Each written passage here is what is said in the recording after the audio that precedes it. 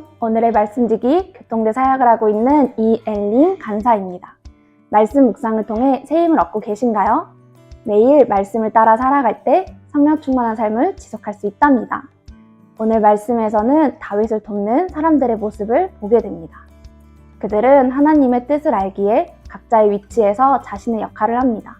하나님께서 그들을 어떻게 사용하시는지 한번 살펴볼까요?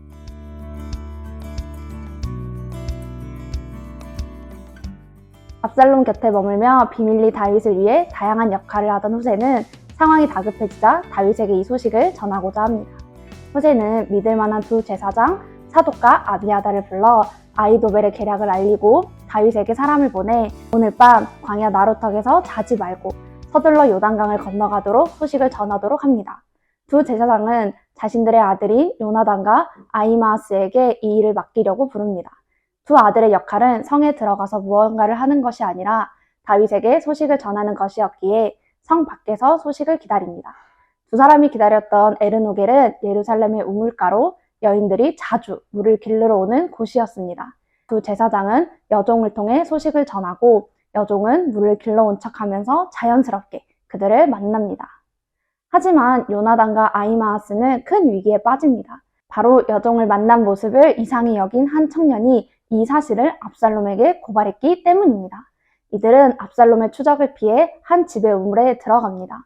마른 우물이었기에 이들은 그 우물에 숨을 수 있었습니다. 그 집의 여인은 이들을 숨겨주기 위해 우물 위를 덮고 곡식을 널어 압살롬의 종들이 찾지 못하게 합니다. 이들이 들어간 집의 우물이 마른 것도 그 집의 여인이 그들을 도운 것도 모두 우연이 아닌 하나님께서 예비하신 일들이었습니다. 후세를 통해 시작된 하나님의 인도하심은 어려운 순간순간이 있었지만 결국 다윗에게 이르렀고 다윗을 살리는 길이 되었습니다. 23절에 아히도벨은 자신의 계략을 실행하지 못한 것을 보고 스스로 목을 매 죽습니다. 여러분, 아히도벨이 죽은 이유는 단순히 치욕감 때문이었을까요? 아히도벨은 하나님께서 다윗과 함께 계시고 이 전쟁의 승패가 정해졌음을 알았기에 먼저 죽음을 택한 것입니다. 이후 다윗은 무사히 마하나임에 도착하게 됩니다.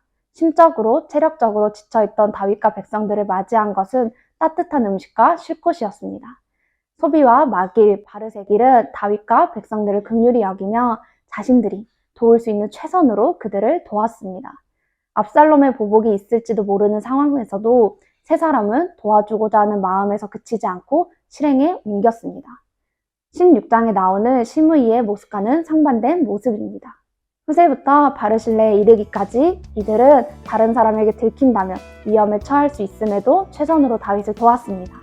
하나님은 이들을 보호하셨고 그 누구도 상하지 않게 하셨습니다. 더 나아가 다윗이 압살롬과의 전쟁에서 승리하고 예루살렘에 돌아올 때에 다윗을 도왔던 자들은 은혜를 입게 됩니다. 우리는 오늘 말씀을 통해 하나님의 말씀을 따라 살아가는 자들에게 하나님께서 어떤 은혜와 도움을 베푸시는지를 보게 됩니다. 대가를 바라고 살아가는 것이 아닌 지금 내가 있는 곳에서 할 수 있는 최선으로 살아갈 때 하나님은 그 사람을 사용해 주십니다. 심령이 상하지 않게 돌보시며 생각지 못한 은혜를 주십니다.